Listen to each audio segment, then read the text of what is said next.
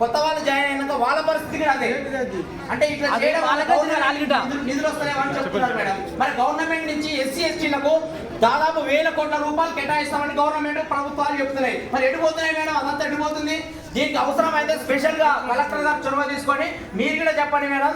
తప్పకుండా దీంట్లో special bill అయినా పెట్టించి మా పిల్లలకు ఇమ్మీడియట్ గా బుక్కులు దానికి సంబంధించిన అధునాతనమైన విద్య మేడం. ఐఐటి నీట్ అని ఎక్కడెక్కడో పోతున్నారు పేరెంట్స్ అందరూ. మరి మా ఎస్సీ ఎస్టీ పిల్లలు ఐఐటి నీట్ చదవద్దా మేడం? చదవద్దని మీ ప్రభుత్వం మా పిల్లలు ఇప్పుడు అందరు చాలా మంది పేరెంట్స్ ఐఐటి నీట్ నుంచి వచ్చిన వాళ్ళు ఉన్నారు కొత్తోళ్ళు కూడా.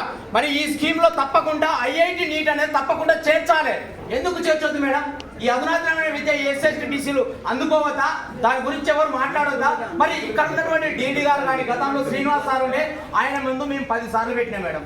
10 సార్లు మేమే పేరెంట్స్ తరఫున రిప్రజెంటేషన్ ఇచ్చినాం. అంతకుముందు సల్మాబాన్ మేడం ఉండే ఆమెకు 3-4 సార్లు ఇచ్చినాం. ఇక్కడ ఉన్నటువంటి ఏ నాయకులు కూడా ఎవరు మాట్లాడారు. మళ్ళా ఎందుకు మాట్లాడతలేరు? కేవలం నాగార్జున మాత్రమే ప్రతిసారి దీన్ని నిలబెడతాడు. మన ఎస్సీ ఎస్టీకి సంబంధించినటువంటి ఆ ఎస్సీ కమిషన్ గారు కూడా చెప్పడం జరిగింది. మరి ఎందుకు మాట్లాడరు? ఎందుకంటే మనకు వచ్చింది ఎవరు మనకు పుణ్యానికి ఇస్తలేరు. అర్థం చేసుకోవాలి ప్రతి ఒక్కరు.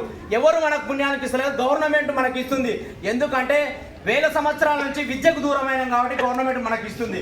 ఎవరి పుణ్యం కోసం ఇది వస్తలేదు కాబట్టి తల్లిదండ్రులు కూడా అందరూ గుర్తుపెట్టుకోవాలి. మనకు వచ్చే హక్కును మనం కొట్లాడి తీసుకోవాలని ఈ సందర్భంగా చేస్తున్నాం మేడం. మేము తప్పకుండా మాత్రం